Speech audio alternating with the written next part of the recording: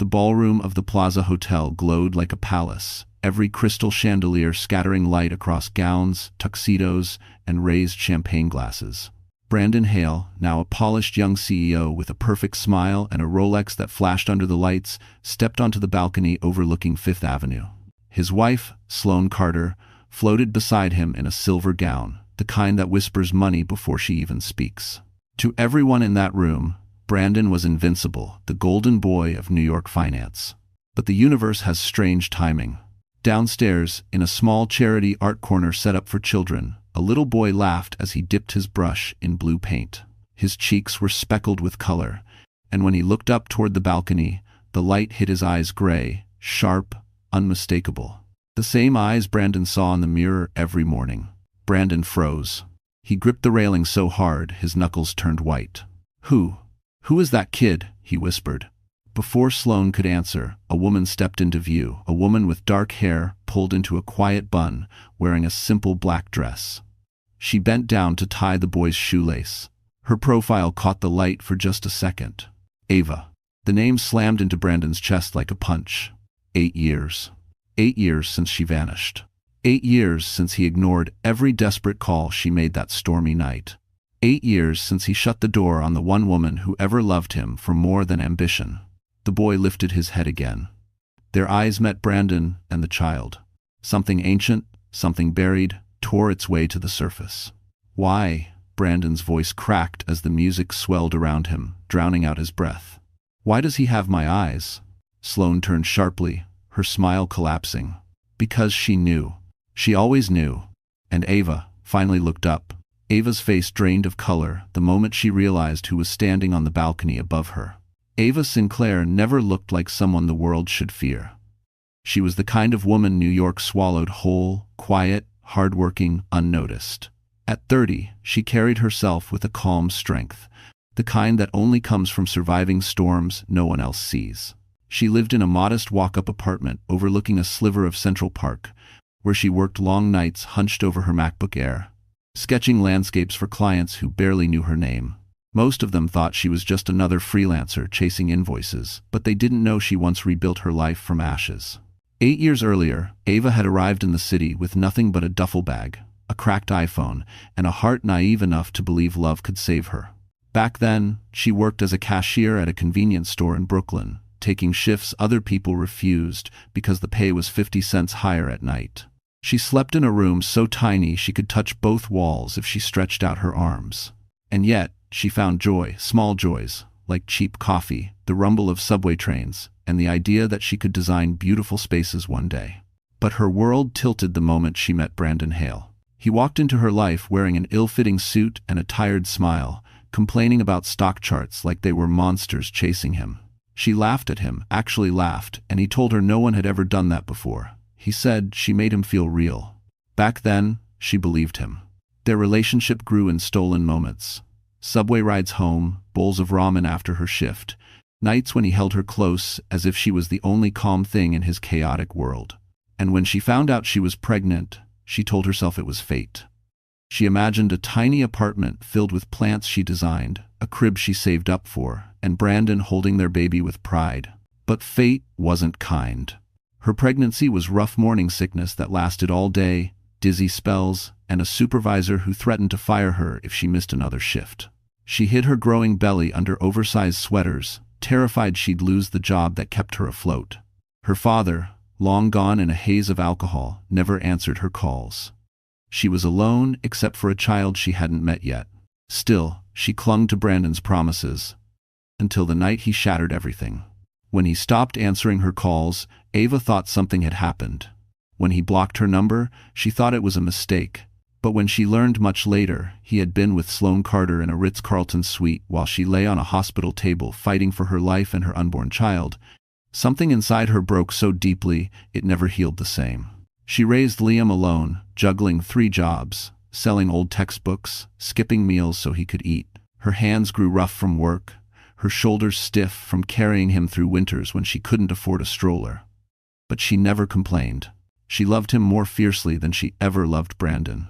Now, in the present, as she stood in the Plaza Hotel helping children paint under warm lights, Ava felt her life finally settling. She had stable clients. Liam's health was better. For once, the future didn't terrify her. Until she lifted her head and saw him. Brandon Hale. Older, colder, staring directly at her son. And in that moment, Ava felt her throat tighten because she knew the past she buried was no longer buried at all. And she knew Brandon would not walk away this time, no matter what it cost her. New York had always been a city of contrasts for Ava Sinclair. In the same breath, it could offer her a view of sunlit treetops in Central Park and the sharp ache of unpaid bills on her kitchen counter. Yet, somehow, she survived here. She grew roots between subway rails, coffee-stained sketches, and late-night design drafts typed on her aging MacBook Air. It wasn't the glamorous Manhattan life people imagined, but it was hers. Most mornings began with the rumble of garbage trucks and the smell of bagels drifting through her hallway. Liam sat on the fire escape with a blanket around his shoulders, sketching buildings with the seriousness of an architect twice his age. Ava rode the bus with him to school, hugging her coat tightly around herself when the wind cut down Fifth Avenue. From there, she jumped into site meetings, sometimes in tiny Brooklyn backyards, sometimes in gleaming penthouses where the marble floors cost more than everything she owned. But her world, modest and steady, collided violently with luxury the moment she accepted a work contract with a prestigious philanthropic foundation. They were hosting a fundraising gala at the Plaza Hotel and wanted Ava to design a children's art installation, something warm, hopeful, and unlike the cold perfection of Manhattan's elite events. She said yes because she needed the paycheck. She stayed because, for the first time, someone in this city acknowledged her talent. And so, for 3 days before the gala, Ava found herself walking through hallways lined with gold leaf, passing floral arrangements that cost more than a month of rent. Staff in crisp black uniforms whisked past, carrying trays of polished silver. The air smelled faintly of roses and old money. She felt out of place, of course. Her clothes were simple, her nails unpolished, her hair tied back in a messy bun as she checked lighting angles and balloon placements. But the children loved her. They crowded around her, asking for new paint colors, asking if Liam could come tomorrow, asking if she would be there during the gala. She promised she would. On the day of the event, the hotel transformed into a dreamscape. Crystal chandeliers cast soft halos over the ballroom. Velvet drapes framed every doorway. Outside, a line of black Mercedes S-Class sedans arrived one after another, dropping off CEOs, investors, celebrities, and philanthropists. The kind of people Ava once thought lived on another planet. She kept her head down, focusing on the kids, adjusting their aprons, laughing when one accidentally spilled glitter onto her sweater. For a blissful hour, she forgot the stress of rent, forgotten promises, forgotten years. She didn't know Brandon Hale was upstairs, shaking hands with donors and pretending to be the man he desperately wanted the world to believe he was. She didn't know Sloane Carter, in a shimmering silver gown, was scanning the room for threats to her perfect life. Ava only knew the warmth of the children's laughter, the comfort of routine, the peace of believing the past was dead. But as she reached up to tape a paper star to the backdrop, she felt something, an instinctive tightening in her chest, like the air itself had shifted. Liam tugged on her sleeve, pointing toward the balcony above the ballroom. "Mom," he said softly, "someone's staring at us." Ava looked up, and her entire world tilted when she recognized the man standing under the chandelier's glow. Brandon Hale had spent 8 years constructing an image so polished it could blind anyone who looked too closely. In the world of high finance, he was the poster boy for self-made success, the CEO who rose from a cramped apartment in Jersey to penthouse boardrooms on Park Avenue. His suits were custom, his Mercedes spotless, his Rolex gleaming with every calculated handshake. But beneath the expensive fabric and carefully curated charisma lay a man built on fear. Fear of being ordinary, fear of being abandoned, fear of being truly known. And no one understood that fear better than Sloane Carter. She entered his life when he was still a junior analyst, drowning in ambition and insecurity. Her beauty was sharp, her voice honeyed, her instincts lethal. She didn't just help him climb, she engineered his rise with ruthless precision. Sloane was a PR strategist, but in reality, she was a puppeteer. She shaped his public image, whispered strategies into his ear, and cut down anyone who threatened the man she intended to mold, including Ava Sinclair. Sloane had recognized Ava as a threat long before Brandon did. Not because Ava was glamorous, she wasn't. Not because she had connections, she didn't. Ava was dangerous because she saw Brandon without the armor. She knew the scared, uncertain version of him, the version Sloane worked years to bury. Sloane despised that kind of power. Emotional power, authenticity, things she could never control. So when Ava called Brandon the night of the storm, the night Ava's life hung by a thread, Sloane was the one who picked up his phone first. She saw Ava's name. She saw the missed calls. She saw the messages begging for help. And with a calculated flick of her thumb, she deleted them. Then she crafted a story Brandon would believe because he needed to. A story where Ava walked out, where Ava found someone else, where Ava never wanted the baby. Brandon, weak and terrified of responsibility, clung to that lie like a lifeline. Over the next 8 years, Sloane tightened her grip. She built a brand around them. The perfect power couple, photographed at galas, quoted in magazines, seated at the right tables with the right people. She kept track of scandals before they made headlines, made enemies disappear, and scrubbed Brandon's past cleaner than a sterilized operating room. But every empire built on buried truths eventually cracks.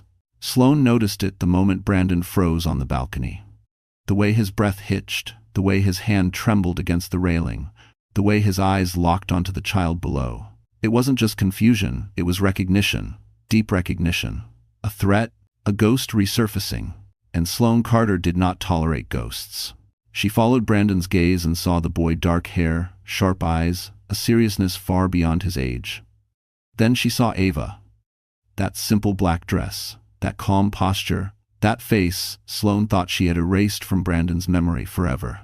A surge of fury shot through her, hidden behind a perfect social smile. Brandon whispered, "Sloane, that boy, he looks like—" "You're imagining things," she cut in sharply, nails digging into his arm. "Don't react. Not here." But Brandon was no longer listening. For the first time in 8 years, his pristine world trembled because one look at that child had undone every lie Sloane ever told him. And Sloane, watching the unraveling begin, realized she might have to destroy Ava Sinclair all over again, this time permanently. Ava Sinclair never intended to attract attention that night. She came to the Plaza Hotel only to guide the children, to make sure the installation lights were working, to help Liam paint a small cardboard skyline. But fate had a brutal sense of timing, and it chose that exact moment under a chandelier worth more than her yearly income to expose the truth she spent 8 years burying. It began when a volunteer asked Ava if she could bring the children toward the stage for the donor presentation. She nodded, wiping glitter from Liam's cheek. The ballroom lights dimmed, music swelled, and the crowd of wealthy guests shifted their gaze toward the podium. Ava walked along the edge, trying to stay invisible, but Liam tugged her hand excitedly, pointing toward the balcony again. The spotlight swept across the room and landed directly on Brandon Hale. A hush rippled through the ballroom. Brandon, young, powerful, impeccably dressed, was the kind of man people whispered about with admiration. Cameras flashed. The MC praised his foundation, his commitment to the city's youth, his inspiring leadership. Each compliment stabbed Ava like a needle. He was being celebrated for helping children when he abandoned his own. Liam, not understanding the weight of the moment, whispered, "Mom, that man keeps looking at me." Ava's heart twisted. She squeezed his hand gently. "Just stay with me, sweetheart." From above, Brandon's world began to spin. His eyes kept darting between Liam and Ava, two faces he never expected to see again. The boy's posture, the way he tilted his head, the way his eyebrows tightened when confused, it was like looking into a mirror of 8-year-old Brandon. Sloane noticed it too. Her nails dug into her champagne glass as jealousy and fear twisted in her stomach. The MC invited Brandon to speak. He stepped forward, gripping the microphone too tightly. His voice trembled, though the audience could not tell whether it was emotion or dread. "It's an honor," he began, but his eyes drifted down again toward Liam, toward Ava, toward the life he abandoned. His voice cracked. "Children deserve every opportunity, every chance to succeed." Ava felt sick. The hypocrisy, the lies, the applause, it suffocated her. She backed away toward the exit, pulling Liam with her. Then it happened. The crowd parted. A photographer stumbled into Liam, knocking the boy forward. He fell hard, scraping his knee. The sharp cry echoed across the marble floor. Ava dropped to her knees instantly. "Baby, are you okay? Let me see." But Brandon got there at the same time. For one horrifying moment, the three of them knelt together under the chandelier, Ava, Liam, and the man whose blood ran through Liam's veins. Brandon reached out instinctively. "Is he hurt?" "Let me." Ava slapped his hand away before she could stop herself. Gasps rippled through the guests. Cameras swung toward them. Brandon froze, stunned. Sloane stepped forward, rage burning in her eyes. A reporter whispered loudly, "Is that the Sinclair designer? Why is she confronting Hale? Who's the kid?" Dozens of eyes turned to them. Ava felt her throat tighten as whispers shot across the ballroom like wildfire. And before she could shield her son, someone in the crowd asked the question out loud, "Why does that kid look exactly like Brandon Hale?" Ava didn't remember how she got out of the ballroom. One moment she was kneeling on the shining marble floor under the glow of chandeliers, surrounded by gasps and whispers, and the next she was pushing through a maze of hallways behind the event space, Liam clinging to her hip, his little arms wrapped around her neck. Her heartbeat throbbed in her ears like sirens. Her breathing came in short, sharp bursts. The humiliation, the fear, the memories, everything thundered through her at once. She found a small service corridor behind the kitchens, cold and dimly lit. There, finally away from the eyes of Manhattan's elite, she leaned against the wall and slid down to the floor. Her hands shook uncontrollably as she checked Liam's knee. It was just a scrape, but her son's tears made her chest ache. "Mom, why were all those people staring?" Liam whispered, his voice trembling. Ava swallowed hard. "They were just surprised, sweetheart. That's all." It was a lie. They weren't surprised, they were suspicious. They were connecting dots Ava had fought years to keep apart. She could feel the questions forming already. Who was she? Who was the boy? Why did Brandon Hale react like that? Why did the child look like him? Ava buried her face in her hands. She couldn't breathe. 8 years. 8 years she fought to stay invisible. 8 years she clawed her way out of poverty, out of shame, out of heartbreak. 8 years she protected Liam from the world and from the man who walked away from them. And in one moment, under one chandelier, everything collapsed. She rocked forward, trying to steady her breath, but the panic rose like a tide. The walls felt too close. Her vision blurred, her throat tightened. Liam reached up and touched her cheek. "Mom, are you sick?" he asked softly. Ava forced a shaky smile. "No, honey, I'm just tired." But she wasn't tired. She was terrified. What if Brandon tried to take Liam away? What if Sloane destroyed her reputation? What if people believed whatever story they spun? In their world of money and influence, she was nothing but a single mother with a modest apartment and overdue bills. They could crush her if they wanted to. She closed her eyes, and the memory struck her like lightning the night of the storm. The blood, the pain, the silence when Brandon ignored her calls. She remembered reaching for her phone, begging him to answer, whispering his name while her world went dark. She remembered waking up in a hospital bed alone, told she almost didn't make it, told her baby almost didn't make it. Her stomach clenched, her hands turned cold. What if history repeated itself? Footsteps echoed down the hallway. Ava stiffened, pulling Liam closer, shielding him with her body. Voices grew louder, staff members, photographers, or worse, him? She wasn't ready. She couldn't face Brandon again. Not yet, maybe not ever. Liam squeezed her hand. "Mom, someone's coming." Ava wiped her tears with the back of her sleeve, forcing herself to stand. Her knees trembled, her heart pounded. She braced herself for another blow. But the man who stepped into the corridor wasn't Brandon. It was Dr. Ethan Ward, still in his suit, still calm, still steady, his eyes soft with concern as they landed on her and her trembling son. "Ava," he said gently, stepping closer. "I saw what happened. I'm here. You're not alone." And the moment she heard his voice, her knees nearly gave out, because she realized this nightmare was only beginning. Ethan Ward had always carried a quiet steadiness, the kind that made people trust him without question. But when he knelt beside Ava in that dim service hallway, his calm expression couldn't hide the storm in his eyes. He examined Liam's scraped knee with practiced hands, murmuring gentle reassurance, but his attention kept flicking back to Ava, her trembling shoulders, the panic lingering in her breath. "Ava," he said softly, "you're having a panic episode." Slow breaths. In, out, follow my rhythm. She did. Slowly, painfully, her chest loosened. Only when Liam relaxed against her side did Ethan speak again, his voice lower now, edged with something heavier. You knew this day might come, he said. Ava closed her eyes. I prayed it wouldn't. Ethan hesitated, then glanced down the hallway to make sure no one was near. There's something you need to know. Something I should have told you years ago. She frowned. Ethan, what are you talking about? He exhaled, running a hand through his hair, an uncharacteristic gesture that instantly unnerved her. The night you gave birth, he said, you weren't supposed to survive. You were hemorrhaging. We almost lost you, and Liam both. But that wasn't the part I kept from you. Ava felt the world tilt. What could be worse than that? Ethan's jaw tightened. Brandon was contacted that night. Her heart stopped. No, he wasn't. He blocked me. And Frest. He blocked you, Ethan corrected gently. But the hospital called him as your listed emergency contact. Standard protocol. Someone answered his phone. A cold shiver ran down her spine. Who? Sloane Carter. Ava's breath vanished completely. Ethan continued, voice trembling with the weight of a secret he'd buried too long.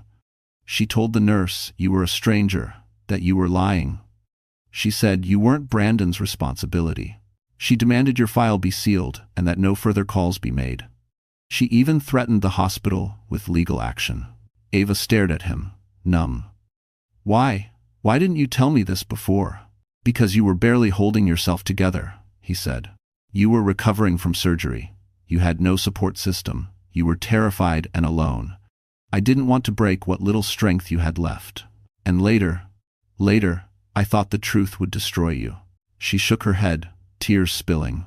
She knew I was pregnant. She knew I needed help. She let me almost die. Ethan's voice hardened. Ava, Sloane Carter didn't just manipulate Brandon. She erased you. She erased Liam. She sabotaged your chance for medical support, financial support, everything. She made sure Brandon never knew you were fighting for your life that night. Ava pressed her hand over her mouth, trying not to sob. The betrayal hit her like a knife, sharp, merciless, deep. Liam leaned into her, confused by her shaking. She wrapped her arms around him, holding him like he might disappear. Ethan placed a steady hand on her shoulder. There's more. I found documentation notes, call logs, proof of what she did. I kept them. I didn't know when you'd need them, but I knew someday you would. The world around Ava blurred. Proof, evidence. 8 years of silence suddenly had a shape, a name, a culprit. Ethan looked into her eyes. Determined. Ava. Sloane didn't just steal your voice that night. She stole Brandon's chance to be a father. She stole your right to live without fear. Ava's tears stopped abruptly, not from sadness, but from something darker, something sharper. Anger. And for the first time in 8 years, Ava Sinclair felt the first spark of a war she was finally ready to fight. Ava Sinclair woke the next morning with swollen eyes, a tight chest, and a mind full of the truths Ethan had revealed. Sleep had refused to come. Every time she closed her eyes, she saw Sloane Carter deleting her messages, erasing her existence, choosing convenience over a dying woman and an unborn child. But as the first gray light filtered through her curtains, something inside Ava shifted. Not calm, not peace, something fiercer. Resolve. She stood in her small apartment, staring at the reflection in her bathroom mirror. The woman looking back wasn't the frightened 22-year-old who begged Brandon to pick up the phone. She wasn't the overworked single mother who fainted from exhaustion in grocery store aisles. She wasn't the timid designer, afraid of failing in a city that glorified perfection. She was a survivor. A mother, a woman with truth on her side. And she was done hiding. Ava showered, letting the steaming water lift the weight from her shoulders. Then she opened her closet and pulled out the one thing she kept for someday, a sleek black blazer she bought secondhand from a designer consignment shop on the Upper West Side. She paired it with tailored pants, a silk blouse, and boots that clicked with quiet confidence. Her makeup was simple, her hair pulled back into a smooth, low bun. She looked sharp, capable, unshakable. Liam walked in, still in pajamas, rubbing his eyes. He paused when he saw her. "Mom, you look like one of those important ladies on TV." Ava knelt, kissing his forehead. "Today, sweetheart, I have important things to do." Ethan arrived shortly after, holding a manila folder filled with documentation, hospital call logs, staff statements, written notes about the night Ava nearly died. Evidence. Real evidence. Ava's hands trembled when she held it, but not with fear. With power? They took the subway together, Ava sitting upright, her hands clasped tightly in her lap. Ethan explained the plan. She would confront Brandon privately, first not for reconciliation, not for forgiveness, but for clarity. Then, with or without his cooperation, she would proceed legally to secure Liam's safety and expose Sloane's crimes. Ava listened quietly. For the first time in years, she wasn't reacting to life, she was directing it. When they reached Park Avenue, she felt the old anxiety pounding in her chest. The towering glass building where Brandon ruled over boardrooms rose above her like a monument to everything she'd lost. But she inhaled, straightened her blazer, and walked through the revolving doors. Inside, marble floors gleamed under soft lighting. Executives in tailored suits moved briskly through the lobby. Ava approached the reception desk with the posture of someone who belonged there. "I'm here to see Brandon Hale," she said. The receptionist blinked, surprised by the authority in her voice. "Do you have an appointment?" "No," Ava replied, "but he'll want to see me." Her calm certainty was so absolute that the receptionist made the call. Minutes later, a tall man in an expensive suit stepped off the elevator, one of Brandon's executive assistants. He looked at Ava, then at Ethan, then at the folder in her hands. "Miss Sinclair," he said slowly, "Mr. Hale will meet you in his private office." "He tunned her." Ava nodded, her pulse steady. She wasn't the girl who cried in a service hallway anymore. She was walking into the lion's den with the truth, and she wasn't afraid. The elevator doors slid open, and as she stepped inside, Ava didn't realize that Brandon wasn't the only one waiting for her on the top floor. Sloane was, too. Brandon Hale's private office sat on the top floor, like a throne room, floor-to-ceiling windows overlooking Manhattan, a marble desk, a Mont Blanc pen resting neatly beside his MacBook Pro. It was a space designed to intimidate, and for years it had worked. People walked in afraid, they walked out obedient. But today, the air felt different. Today, Brandon wasn't the predator, he was the man cornered by truths he could no longer outrun. When Ava stepped out of the elevator, she expected to see him alone. Instead, Sloane Carter was waiting. She stood near the window in a white suit, tailored as sharply as her ambition. Her arms were crossed, her smile tight, her eyes burning with the quiet fury of someone whose empire was beginning to crumble. "Ava," Sloane said coolly, "what an unexpected surprise." Ava didn't flinch. "I'm not here for you." Brandon rose from behind the desk. For the first time since she'd known him, he looked genuinely shaken. "Ava, I didn't know you were coming."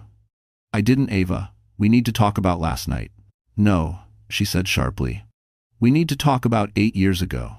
She placed the manila folder on his desk. Brandon stared at it like it was a live grenade. Slowly, he opened it. His eyes scanned the documents, hospital logs, notes from Ethan, timestamps, call attempts, proof. Proof that Ava didn't abandon him. Proof that she didn't run. Proof that she was fighting for her life while he lay in a 5-star hotel suite with the woman standing behind him. Brandon's face crumpled. "Sloane, what is this? Why would you answer my phone? Why would you?" "Brandon," Sloane hissed, stepping forward, "you don't owe this woman anything. She's here to blackmail you. Look at her. Look at that child. She wants money, sympathy, attention." "That child is his son," Ava said, voice steady but trembling underneath. "And the only reason he didn't know is because you," she pointed at Sloane, "played God with our lives." Sloane laughed, brittle and sharp. "Oh, please. You were a cashier in Brooklyn. You would have dragged him down. I was protecting his future." Ava stepped closer. "You weren't protecting his future. You were protecting your position. And is mucher." Brandon backed away from Sloane, as if seeing her for the first time. "You lied to me," he whispered. "You told me she left. You told me she didn't want the baby." "I told you what you needed to hear," Sloane snapped. "You would have thrown your entire career away over a girl who couldn't even pay her hospital bills." Ava's breath caught, but not from pain. From anger. Pure, righteous anger. Ethan, standing by the door, spoke for the first time. "Mr. Hale, as a witness to the events of that night, I am fully prepared to testify." Brandon looked torn. Guilt, shock, horror rippling through him. Then the office door opened. 2 board members of the firm stepped inside, faces grim. "Mr. Hale," one said, "we need to speak with you immediately. A source has leaked information about your connection to a woman and child from 8 years ago. The press is already spinning it as a cover-up. We need transparency. Now." Sloane paled. "A leak? Who leaked it?" But Ava already knew. Earlier that morning, before dressing in that black blazer, she sent an anonymous email with the documents attached, not to destroy Brandon, but to protect herself from whatever lies Sloane would unleash. Brandon ran a hand through his hair, panic rising. Cameras were already downstairs. Reporters, witnesses, investors, everyone demanding answers. Ava looked him straight in the eye. "I'm not afraid of you anymore." Brandon swallowed hard. "Ava, what do you want from me?" She lifted her chin. "Justice." Before he could answer, Sloane lunged at Ava, voice cracking with desperation. "You think you've won? You think this ends with Brandon losing his job? You have no idea what's coming." Ava stepped backward, shielding Liam behind her in her mind because she knew the fight wasn't over. And as security entered the office, summoned by board members, Sloane Carter's expression twisted into something truly dangerous. A promise that she wasn't finished. The fallout came faster than anyone expected. Within 48 hours, headlines swept across every major news outlet.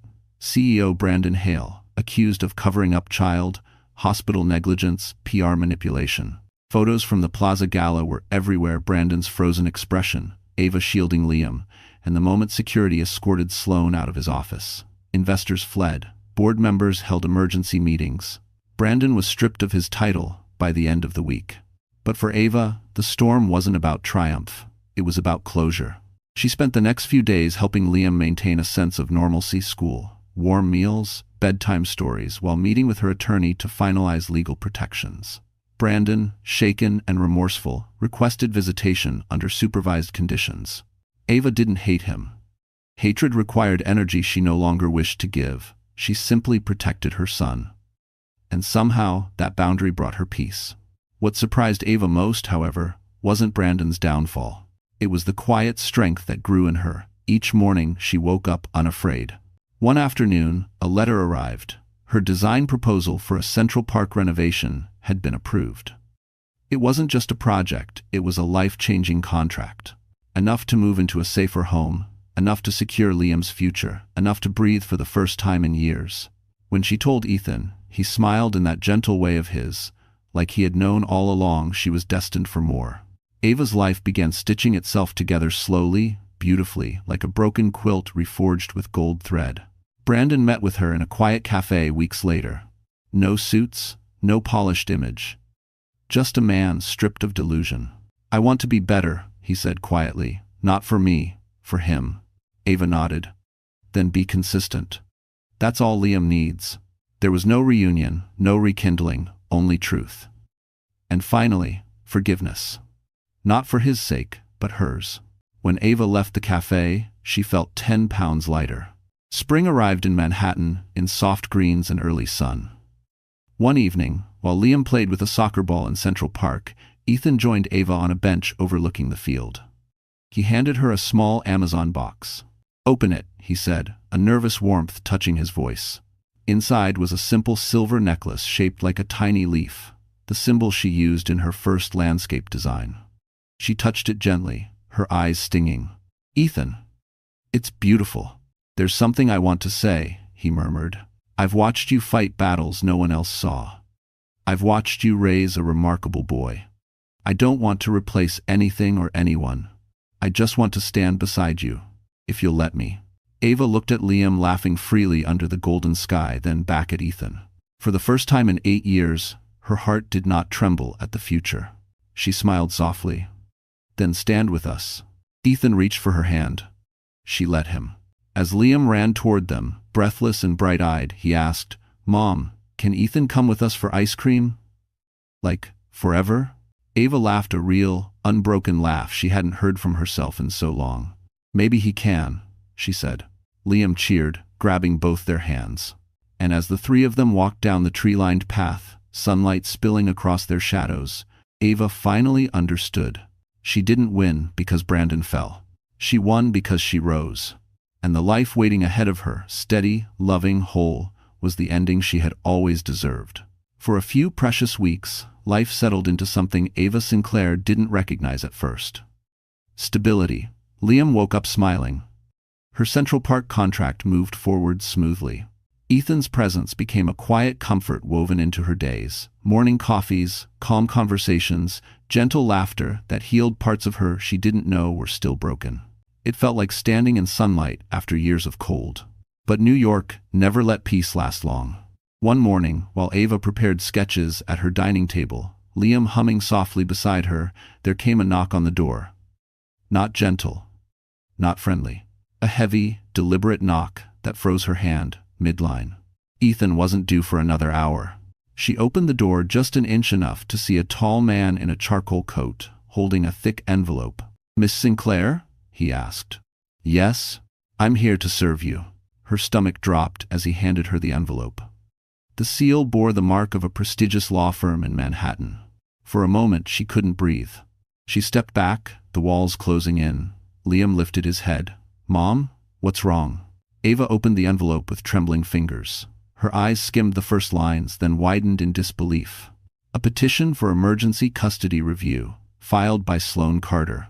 Not Brandon, not the man seeking redemption, but the woman who tried to erase her. Ava sank onto the couch, shock stealing her words.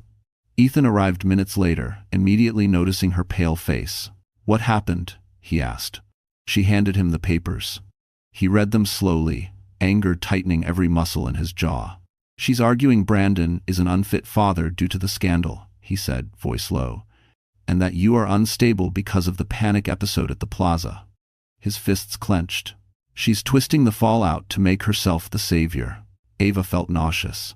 "Can she do this? Can she really try to take Liam from me?"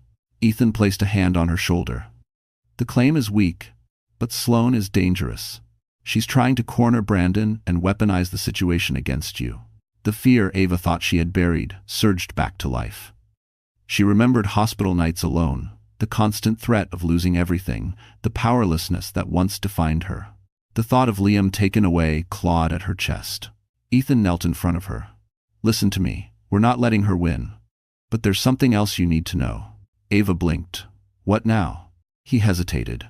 "Brandon reached out to me yesterday. He's been gathering evidence of Sloane's financial misconduct. She's been embezzling funds from charitable partnerships using children's programs as a cover. If this comes out, she faces criminal charges." Ava stared at him, stunned. "So she's attacking me because she knows Brandon can expose her." Ethan nodded. "This is desperation. Sloane is losing control." Just then, Ava's phone buzzed. A voicemail notification. She pressed play. Sloane's voice filled the room, smooth, cold, venomous. "Ava, this city is brutal for women like you. You should have stayed invisible. You think a few tears and a doctor at your side make you a mother worth keeping? You have no idea what's coming. I always finish what I start. It's as reportenten. It's a Stroms 4. Ava's grip tightened around the phone. Something hot and electric surged in her chest, not fear this time. Determination. Ethan watched her carefully. "Ava, what are you thinking?" She stood, taller than she felt moments before. "I'm thinking, I'm done letting her dictate my life. If she wants a war, she's getting one." Before Ethan could respond, her phone buzzed again. This time, it was a text from Brandon. "Ava, please, we need to talk. It's about Sloane and about Liam. It's urgent."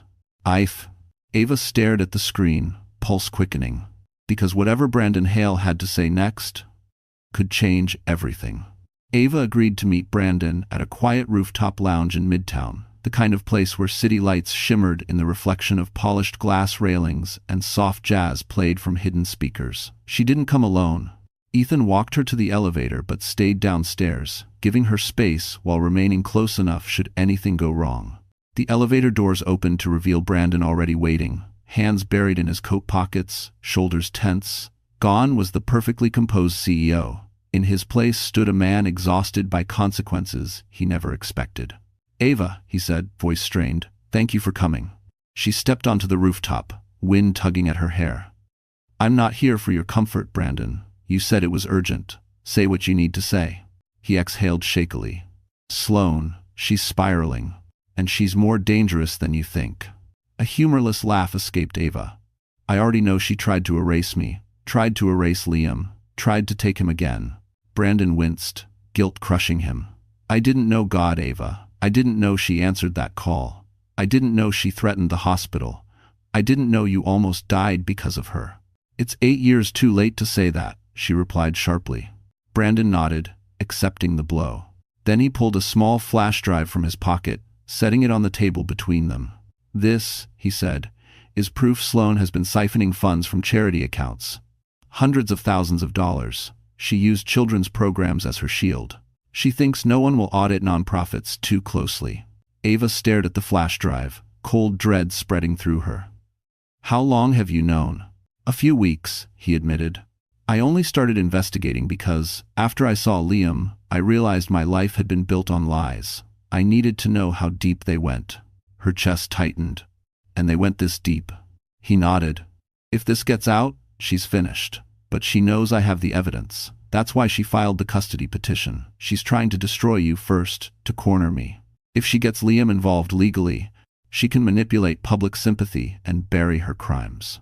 Ava's stomach dropped. So this isn't about the child she pretends to care about.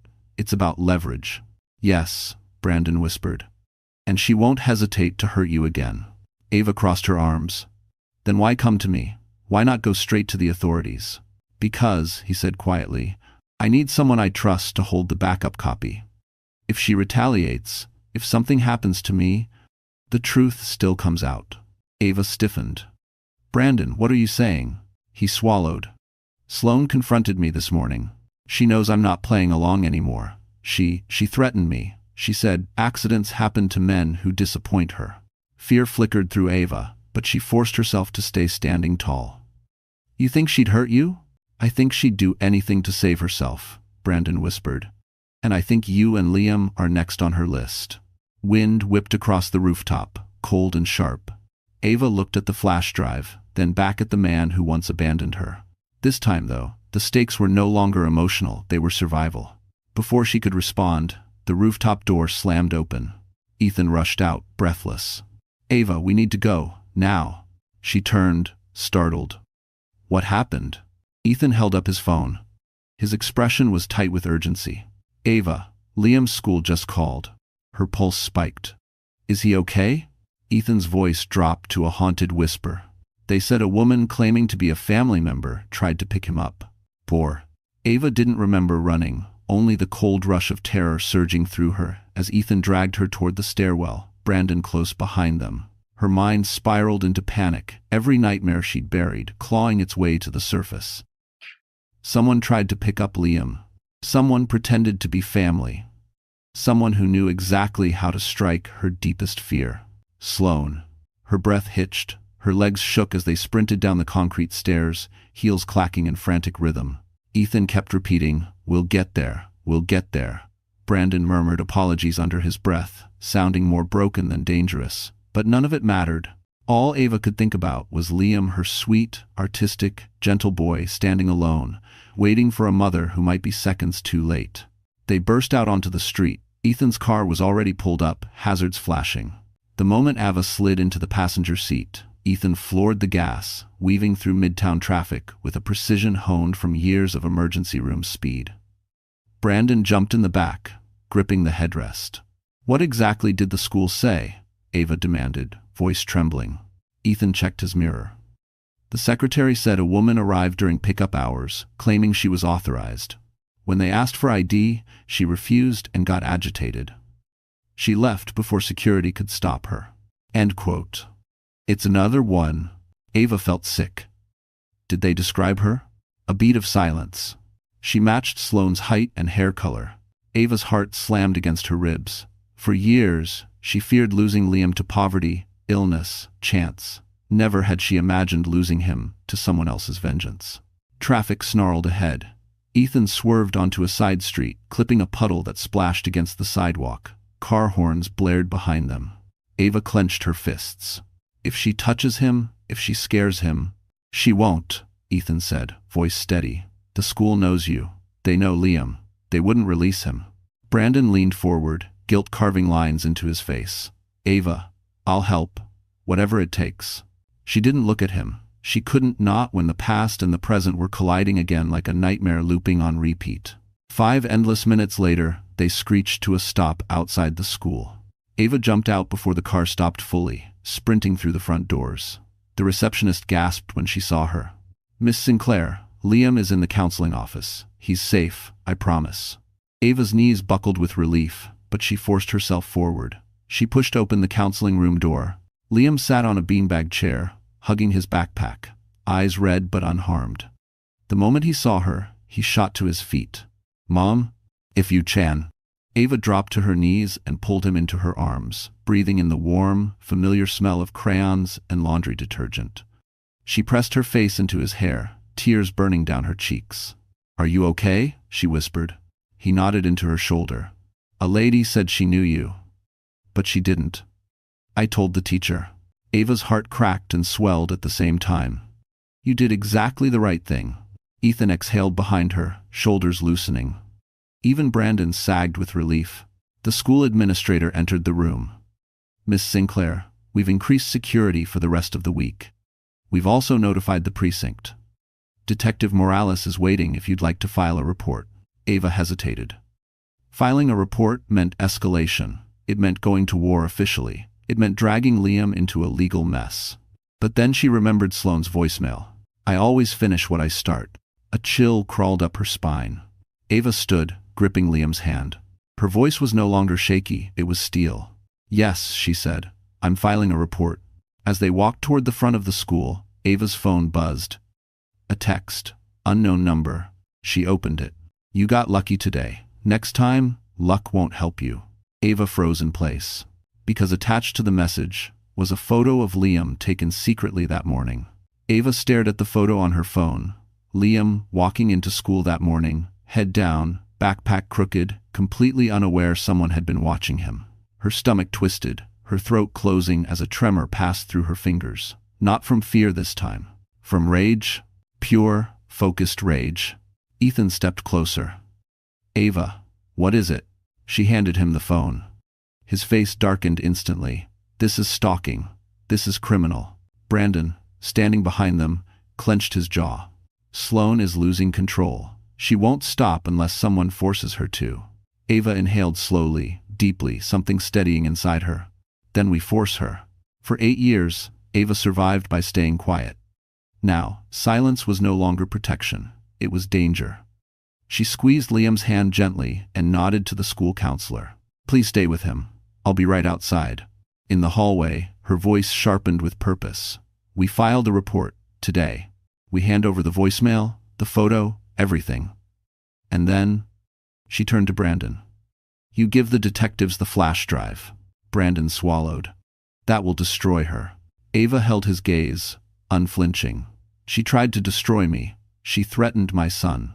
There are no more lines to cross. She crossed them all." He nodded, understanding at last the woman he once abandoned was no longer the girl he remembered. At the precinct, Detective Morales listened intently as Ava recounted the series of events: Sloane's hospital interference 8 years ago, the voicemail threat, the attempted pickup, the stalking photo. When she handed over her phone, Morales's brows drew together. "This isn't just intimidation," he said. "This is a pattern. She's escalating." Brandon slid the flash drive across the desk. Morales glanced at it, then at him. "This better be what I think it is." "It is," Brandon said hoarsely. "Proof she's been embezzling charity funds." Morales leaned back, exhaling. "All right, we'll open a dual investigation. But Miss Sinclair..." His eyes softened. "Be prepared. When someone like Sloane falls, she tends to take swings on the way down." Ava nodded. "Let her swing. I'm done hiding."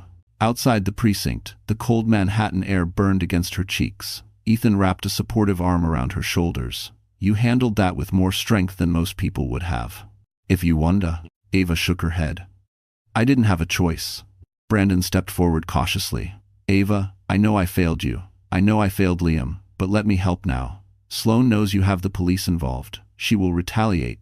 Let me protect." "You don't get to use that word," Ava cut in sharply. "Protect. You forfeited that right 8 years ago." Brandon absorbed the blow, nodding slowly. Then let me repair the damage. However I can. Ava didn't answer. She didn't trust him, but she no longer feared him either. That night, she stayed awake, reviewing every document, every message, every memory that could help strengthen the case. She crafted timelines, collected witness names, saved evidence to multiple encrypted drives. She was no longer reacting to Sloane. She was preparing to destroy her. Around midnight, her phone buzzed again. A video, this time. Hands shaking, Ava pressed play. The screen filled with blurry footage. Someone filming through a windshield, following a familiar Toyota. Following her. Earlier that afternoon, a low, distorted voice played through the speaker. I warned you. Back down. Ava's pulse spiked, but instead of panic, something cold and controlled settled over her. Sloane wasn't hiding anymore. And neither would Ava. She grabbed her coat, her jaw set. Tomorrow, Ava Sinclair would make the first strike publicly. And Sloane Carter would never see it coming. By dawn, Manhattan was already humming with the sound of taxis, delivery trucks, and early commuters. But inside Ava Sinclair's apartment, the air was unnervingly still. She sat at her kitchen table with a cup of cold coffee, her laptop open, documents spread across the surface like a battlefield map. The threats, the stalking photo, the hospital records, the financial data, every wound Sloane Carter ever inflicted was now a weapon in Ava's hands. She wasn't going to wait for the system to move slowly. Not when Liam's safety was on the line. Ethan entered quietly, still wearing the same clothes from the night before. Are you sure you want to do this today? He asked gently. Ava didn't hesitate. I'm done responding to her. It's time she responds to me. Her plan was simple. Brutal, public. Sloane Carter had spent years building an image as Manhattan's philanthropic sweetheart, charity galas, children's programs, community initiatives. But that image was hollow, and Ava now possessed the proof. She would expose Sloane where it hurt most. In the court of public opinion. With steady fingers, Ava crafted a press release, professional, factual, devastating. It included a timeline of Sloane's interference the night Ava nearly died, her attempt to abduct Liam from school, the threatening voicemail, the stalking photo, the embezzlement evidence Brandon provided. Ethan skimmed the draft. Ava, this will go viral within minutes. That's the point, she said. I won't let her control the narrative anymore. She hit send. Within minutes, journalists began responding. Some asked for statements, some asked for interviews. Some didn't ask at all, they simply published. The headlines spread like wildfire. PR director Sloane Carter, accused of embezzlement, child endangerment, and hospital sabotage. Ava watched the story erupt across Twitter and major news sites, each post gaining thousands of shares. Screenshots of Sloane at gala events appeared beside damning summaries of her crimes. Reporters dug into her past campaigns. Former colleagues came forward. The narrative Ava had suppressed for 8 years finally roared into the world. Ethan placed a gentle hand on her back. You just changed the game. But Ava wasn't finished. She had one more move. She posted a statement to her own social media, something she'd never used publicly. It was simple, honest, and piercing. For 8 years, I chose silence to protect my son. Yesterday, silence nearly cost me everything. This is our truth. This is our fight. If Ava Sinclair. Within minutes, thousands of comments poured in, supportive mothers, women who had survived manipulation, designers who admired her work, people who recognized her story and rallied behind her. And then another message appeared. From Brandon, a single line. Ava, I'm going to the board today. Sloane will be permanently removed. You have my full testimony. She exhaled slowly. Not relief, not victory, but momentum. By noon, reporters camped outside Sloane's luxury condo. Cameras flashed, microphones swarmed. Sloane stepped outside in sunglasses, her perfect mask cracking under the weight of the allegations. A journalist shouted, Miss Carter, do you deny attempting to abduct a child? Another, are you aware your husband provided evidence against you? And the sharpest blow, is it true you tampered with a hospital case that almost killed a mother and her newborn? Sloane's veneer shattered, her voice shook, her hands trembled. The queen of PR could no longer spin. Back in her apartment, Ava watched in silence. Liam napped on the couch, unaware of the war his mother was fighting. Ethan spoke softly. Ava, you just turned the tide. But Ava didn't smile. She knew Sloane Carter wasn't finished. A cornered enemy was the most dangerous kind. Her phone buzzed. A new message. Unknown number. A video clip. Ava pressed play and froze. In the footage, Brandon Hale stood in his office, arguing with someone off-screen, before suddenly stepping backward as if shoved. The recording ended abruptly, and Ava felt dread coil in her chest because Sloane wasn't going down quietly.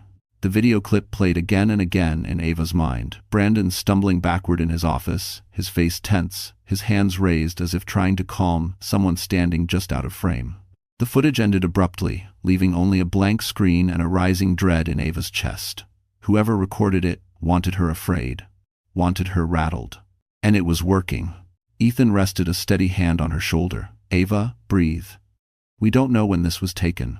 But she shook her head. It doesn't matter. She's losing control. And people like Sloane don't break quietly, they explode. Across town, chaos was already unfolding. News helicopters hovered above Park Avenue. Reporters swarmed the entrance of Brandon's firm. Rumors rippled through social media. Sloane Carter seen entering the building, argument overheard, security called. Ava couldn't sit still. Her pulse hammered as she paced the apartment. She went after Liam. Now she's going after Brandon. She's cornered. Which means she's dangerous, Ethan said. We have to be smart. Ava stopped abruptly. I need to know if he's okay. Not because I owe him anything, because anything that weakens him strengthens her. Ethan hesitated, then nodded. I'll drive. They found parking a block from the firm, but security had already set up barricades. Employees huddled outside, whispering. Some held their phones up to record the scene. Ava recognized Brandon's executive assistant, a quiet, capable man named Reed, standing pale and shaken near the entrance. She approached him quickly. Reed, what happened inside? He swallowed hard. Miss Sinclair. Sloane showed up, demanding to see Brandon. Security tried to stop her, but she pushed past them. They started arguing in his office. Then we heard crashing, yelling, something breaking. Ava felt her stomach twist. Reed continued, voice shaking. She locked the office door from the inside. No one could get in. Ethan stepped forward. Is he still in there? Reed nodded. Security's trying to override the lock now. The police are on the way. Ava pressed a hand to her mouth. The image of Liam flashed in her mind. The hospital bed, the storm, the silence, the deleted messages. And now this violence, manipulation, obsession. Sloane Carter was a woman trained to destroy reputations, but desperation had stripped away her subtlety. Now she was a cornered predator. A loud crack echoed from above, a sound like glass shattering. People gasped. Someone screamed. Ava's heart leapt into her throat. That came from the top floor. Security radioed frantically. Office 12, a window is broken. Repeat, we have a breach. Ava ran toward the building instinctively, but Ethan grabbed her wrist. Ava, no, you can't go in there. She spun around, eyes bright with fear. If she pushes him to confess something untrue, if she twists the narrative, everything I've done to protect Liam could fall apart. Ethan held her shoulders. Ava, listen to me. You are not responsible for whatever happens between them. You've done everything right. This is her doing, not yours. But Ava's heart was a storm. Brandon may have failed her once, but his fall couldn't become a weapon against her son. Police cars screeched to a stop outside the building. Officers rushed inside. People pressed against barricades, phones raised, capturing every moment as if watching a theater performance rather than a man's unraveling life. Minutes dragged like hours.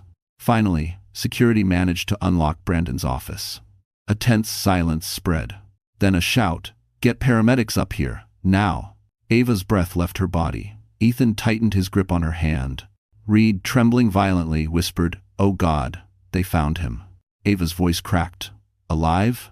Reed nodded, but his face was drained of color. "Alive, but barely. He's hurt." "And Sloane, she's gone. She escaped through the stairwell." Ava's pulse pounded. Sloane had tried to destroy her reputation, tried to take her child, tried to silence the truth, and now she had crossed into violence. But the real blow came when Reed added shakily. Before they pulled Brandon out, he kept saying one thing. "Tell Ava she's next."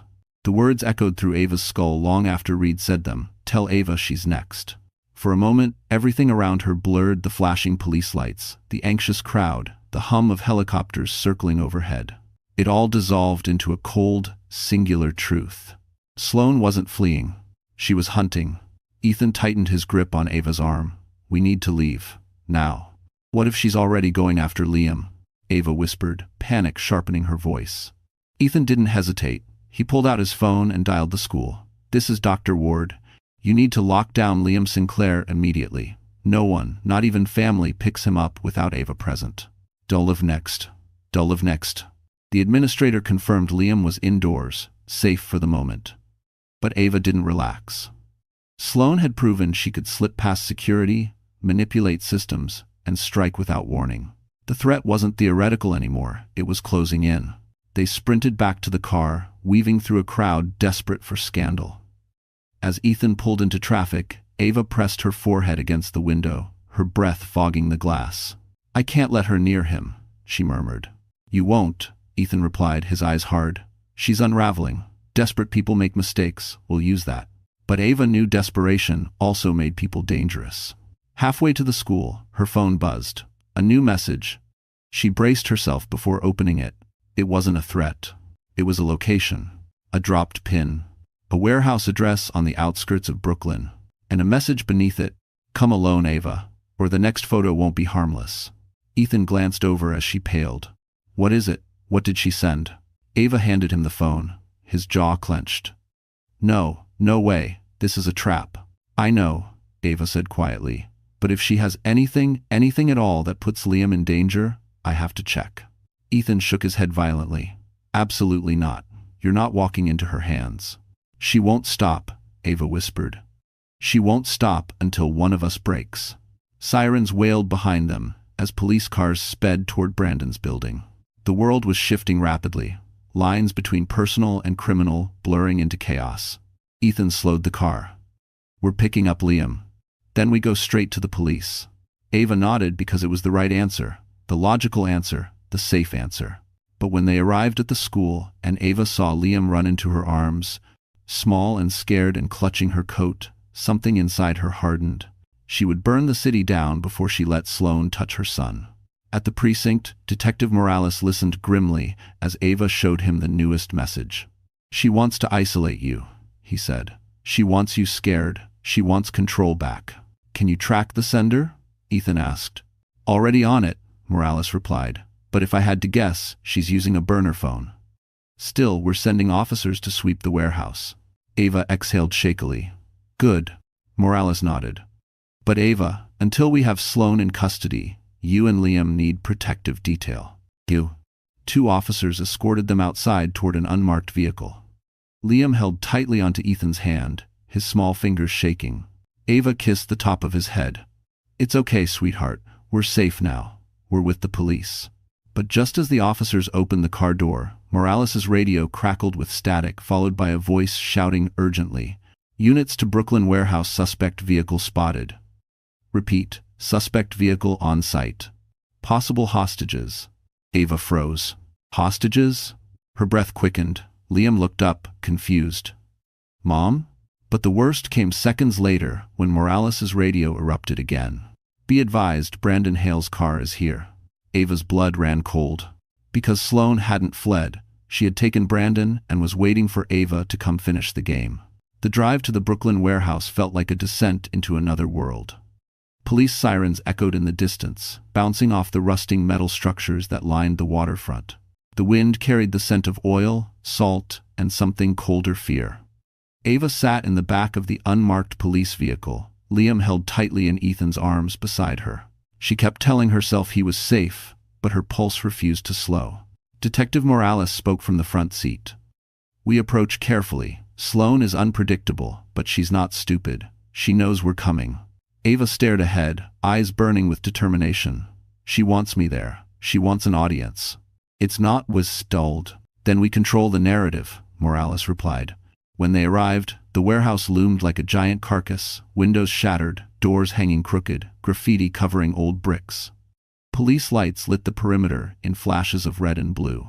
Officers took positions behind vehicles, weapons ready. Morales turned to Ava. "Stay with the officers.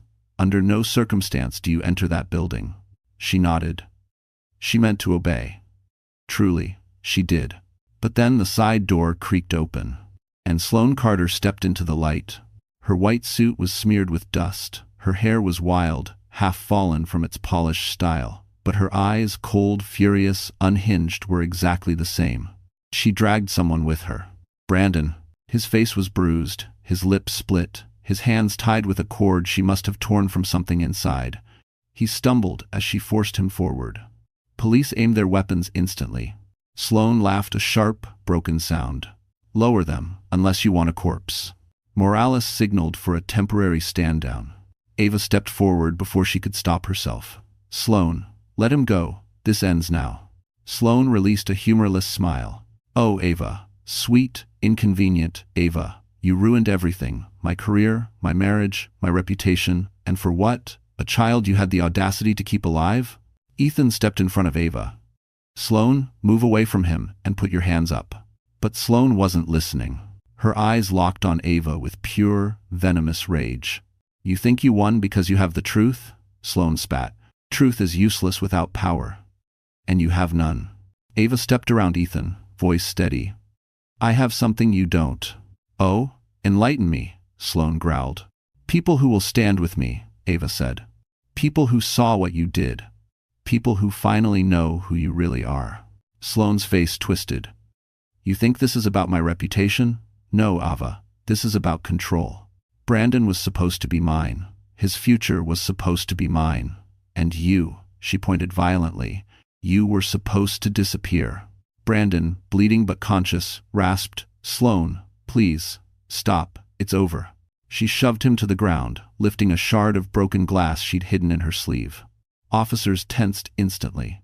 Ava's heart lurched. Sloane, don't. Sloane's voice cracked into madness.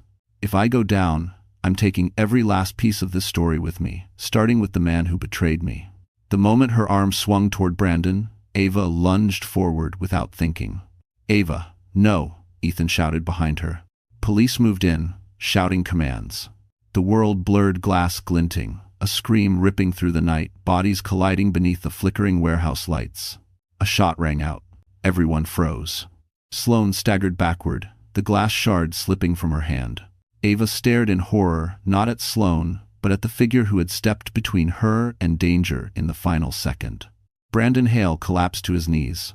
He had taken the blow meant for her. And as he fell forward, the truth hit Ava like a second shot. This was far from over. For a few seconds after Brandon collapsed, no one moved. The entire world seemed to hold its breath under the flickering warehouse lights. Then chaos erupted, officers rushing forward, paramedics sprinting from the perimeter, Sloane screaming incoherently as two police officers forced her to the ground. Her white suit streaked with dirt, her mascara smeared down her cheeks. She looked less like the powerful PR queen of Manhattan and more like a woman crumbling under the weight of her own destruction. Ava dropped to her knees beside Brandon. Stay with me, she whispered, pressing her trembling hands against the wound in his side. Don't you dare leave, not like this. Brandon's breaths were shallow, his eyes fluttered open, pain etched across his face. Ava, I had to. She would have hurt you. Tears blurred Ava's vision. You didn't have to take anything from me. He gave a weak, broken chuckle. Maybe not, but I owed you something. For everything I didn't do. Paramedics lifted him onto a stretcher. Before they wheeled him away, Brandon reached toward her one last time. Protect Liam, he whispered. Don't let her touch him again. I won't, Ava vowed. As he disappeared into the ambulance, Morales approached her. Sloane Carter is under arrest for assault, attempted kidnapping, embezzlement, and multiple counts of endangerment. She won't see daylight anytime soon. Ava let out a breath she had held for months, maybe years. Is it finally over? Morales nodded slowly. For her, yes. For you, there's still the custody hearing and the official court ruling. But after today, the judge will see everything clearly. Back at the precinct, Ava gave a final statement. Ethan stayed by her side, an anchor in the storm. Liam slept in a chair nearby, his head on Ethan's lap, safe at last. The boy didn't understand the size of the danger he had escaped, only that his mother was near and the world was warm again. The custody hearing was scheduled for the next morning. Ava didn't sleep that night. She sat beside Liam, brushing his hair softly, memorizing the peaceful rise and fall of his breathing. Every fear she had endured, every battle she fought, she had done it for him. And now, the end was finally within reach. Court was held in a small, wood-paneled room. Ethan sat behind Ava, a quiet strength in his posture.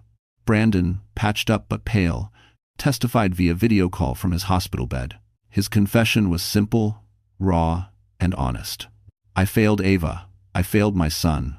But she protected him. She saved him. She is the only parent who has never abandoned him. Even the judge seemed moved. Sloane, in handcuffs, glared with venom from the defendant's bench. But her presence no longer frightened Ava. The woman who once loomed like a shadow now looked small, shrunken by her own choices. When the judge finally spoke, the room fell silent. Ava Sinclair is granted full legal and physical custody of Liam Sinclair. All previous petitions are dismissed. Brandon Hale may petition for supervised visitation upon completion of counseling and recovery. Sloane Carter is barred from any contact with the minor indefinitely. Ava's breath caught. Ethan reached forward, squeezing her hand. She closed her eyes as relief washed over her warm, overwhelming, cleansing. She had won. Not by force. Not by manipulation, but by truth. As they left the courthouse, Liam ran ahead, laughing in the sunlight. Ava watched him, her heart swelling. Ethan stepped beside her, voice soft. "It's over, Ava." She nodded, tears glimmering. "Yes. Finally." But just as she turned toward him, his expression changed, softening with something deeper, something she wasn't sure she was ready for. Because even as justice settled, something new was beginning between them. Spring settled beautifully over New York, the kind of soft warmth that made even the busiest Manhattan streets feel gentler. For the first time in 8 years, Ava Sinclair walked through the world without fear shadowing her steps. The custody ruling had granted her a freedom she never dared to imagine, freedom from uncertainty, from sleepless nights, from the constant fear of losing the one person she loved most. And with Sloane behind bars, the air felt clearer, safer, whole. Ava spent the following weeks focused on rebuilding life the way she wanted it. Her Central Park renovation project gained attention citywide, and suddenly she wasn't just the quiet freelancer. She was Ava Sinclair, landscape designer whose work brought warmth and humanity into public spaces. Emails poured in. Interview requests. Clients offering more than she ever dared to charge. But none of it compared to the simple joy of watching Liam play freely in the park, no longer glancing over his shoulder. One evening, after Liam spent the afternoon chasing pigeons around the fountain, Ava and Ethan walked home together through the tree-lined path. The sun dipped low, painting the sky in orange and rose tones. Ava felt the weight of exhaustion, but it was a gentle exhaustion earned, not inflicted. "You look lighter," Ethan said, his voice warm. Ava smiled. "I feel lighter. Not just because of the case," he added, "because you finally believe you deserve peace." Ava didn't answer at first. Instead, she looked ahead where Liam ran, arms open like he was trying to hug the whole world. "I fought so long just to survive," she said softly. "It feels strange to imagine anything beyond that." Ethan stepped closer. "Then, imagine with me." She turned, surprised by the seriousness in his voice. "I meant what I said the first time," he continued. "I don't want to replace anyone. I don't want to take over your life. I just want to be part of whatever future you're willing to build. With you. And with Liam." Ava froze, not out of fear, but out of the unfamiliar sensation of being wanted in the purest, gentlest way. "Ethan," she whispered, voice trembling slightly. He reached for her hand, not demanding, not urgent, simply offering. "We've already been walking beside each other for years. Maybe it's time we stop pretending it's temporary." Ava looked down at their joined hands. His grip was warm, grounding, safe. "I think," she said slowly, "I think I'm ready for someone to stand with me. Not in front of me, not behind me, beside me." Ethan's smile was soft and full of quiet joy. "Then we'll move at your pace." But fate didn't plan on moving slowly. Ahead of them, Liam turned around, spotting the two walking hand in hand. His face brightened with pure delight. "Mom," he shouted, "are we a family now?" Ava burst into laughter, covering her face with her free hand. Ethan chuckled too, rubbing the back of his neck. Ava knelt as Liam ran into her arms. "We're something even better," she said, kissing his forehead. "We're building a family, brick by brick." Liam's eyes sparkled. "Can Ethan stay for dinner? And tomorrow? And forever?" Ava looked up at Ethan, who met her gaze with a hopeful softness she had never thought someone would offer her again. "Yes," she whispered, "he can. And Tristan." 24. Weeks later, on a quiet summer morning, Ava stood beside Ethan at a small garden she had designed herself, a symbol of new beginnings. Liam placed a tiny wooden sign in the soil with his handwriting carved crookedly. "Our home." Ava's heart swelled. Everything she had fought for had led her here. Not revenge, not victory over Sloane, but a life rebuilt with love, truth, and safety. And as Ethan slipped his arm around her waist, as Liam danced barefoot through the grass, Ava finally allowed herself to believe what she once thought impossible. She wasn't just surviving anymore. She was loved. She was safe. She was home. So, that's it, my wonderful friends. Our story has finally come to a close, and if you're still here with me at this very moment, it means something in Ava's journey touched your heart in a way you maybe didn't expect. Maybe it reminded you of your own battles, the things you survived quietly, the nights you held on when no one knew you were hurting. Ava's story isn't just drama, it's a reminder of what Marcus Aurelius once wrote. You have power over your mind, not outside events. Real strength lies within. And truly, isn't that what healing is? Not erasing the past, but rising above it. Not waiting for someone to save you, but choosing every day to save yourself. We all carry scars. Some visible, some hidden. But as Ava showed us, scars are not signs of weakness. They're proof that you fought and you're still here. If this story touched you, even a little, I'd love for you to like this video, share it with someone who might need hope today, and subscribe so you don't miss the next journey we take together. Thank you for being here. Really. Thank you. Cliquez pour passer au texte original. Cliquez pour traduire la page. Parametres, traduction PDF. Dict logo.